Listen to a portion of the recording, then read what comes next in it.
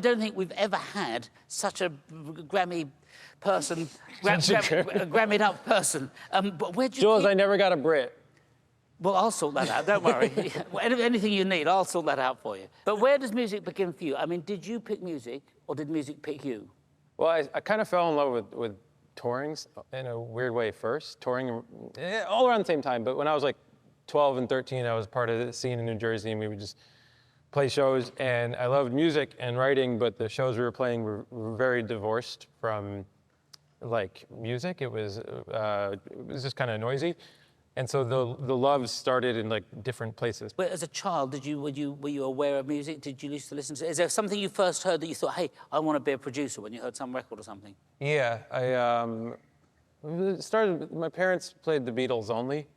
And so, you know, hearing like Fool on the Hill and Happiness is a Warm Gun, things like that. Or, you know, when I heard Because for the first time, I felt pretty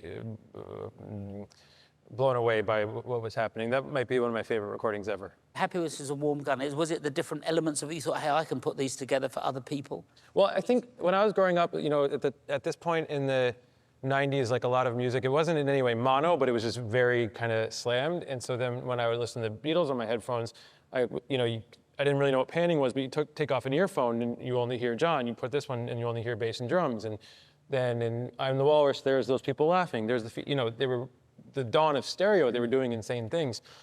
So I didn't understand what that meant, but I thought it was so interesting. And then I got this Roland like VC something, this little like DAT machine, and I started hard panning, which is something I still really enjoy doing. And for the people at home who have an armchair interest in music but don't actually know what a producer does, yeah, how would you describe what your job is? Well, it's like the most like reduced way I feel like I can put it is like you have an idea or a feeling or a sense of something that isn't tangible or even really explainable, and trying to make that something that you can like press play on. And there's many different like routes to get there. It gets very literal, like what if there was an orchestra here? What if the drums sounded all like this or that, blah, blah, blah. But at the end of the day, it's like a feeling that you're trying to make a physical thing that can be played. Feel me? Yeah, no, I think so. Yeah. All right, well, if I came to you and asked you to produce a record for me, yeah, where would we begin? Well, I like the way you talk, so I feel like it would be really interesting to hear you just like playing some really interesting changes and then like giving like a sermon. Oh, interesting. Yeah. But no, it kind of doesn't, yeah, so like. It's really great to have you here today, because you are a legend in every single way. But now change it. It's really great. It's really great to be alive today. To be alive today. Because I'm. What do you feel? I'm bitter lost. Got a fantastic producer. That's, yeah, so that's something like that. That's one of the best songs that's ever happened. Yeah, thanks. Yeah, you saw it there. We're great.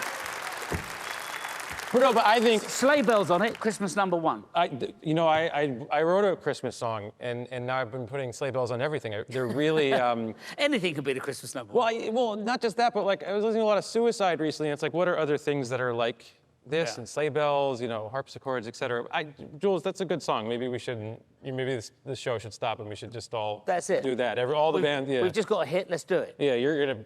It's great. Yeah, it's spontaneity. That's the thing. That's an important part of music, isn't it? The idea comes up, bang. Don't do this. Let's do something else. I mean, you've produced Lord, St. Vincent, Lana Del Rey, Florence and the Machine. I mean, so many different people. But is there an approach you have? If you're in the studio with Taylor Swift, do you have to make the mood? Do you have to? So what? No, I just like being. I really, my whole life have loved writing music and playing music, and then helping my friends with music. I didn't realize that was producing when I was a kid, but I really like being in the studio with people who, like, it's like this. It's like you see the same thing and you chase it together. And that's just a really fun, exciting, life-affirming process for me, because I think what we all do is real powerless. Like, we're just like grabbing at ideas, and we get them or we don't. And anytime you get one, maybe everyone in the room agrees, you're automatically filled with this horrible feeling like, well, that's the last one.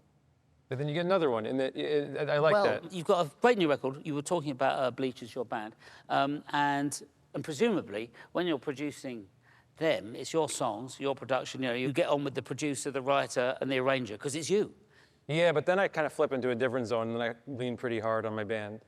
And I kind of yeah, then I turn into like the balloon and they're holding me kind of, you know, that type of metaphor. The balloon? Yeah, you know, that metaphor, you know, it's nice to be the balloon on the string if someone's holding you. Right. Very freeing. It's not nice if no one's holding you. So You let go and you could disappear into the yeah, atmosphere. I feel very held by them. It's like a different part of my brain. What are you going to play for us in a moment? I'm gonna play a song called "I Can't Believe You're Gone," which is about how even like years after a loss, you can just access the totality of it from like an object. Nice. Put. Beautifully put. Beautifully put. We're really looking forward to seeing that, Jack. Thank you so much. Yeah, I love for being coming. here. Thanks so it's much. It's great. Come anytime or we'll write another song. I don't even know what happened there. We have it on tape. Great. Hope so. Is the tape running? Not sure. Hope so. Yes, great.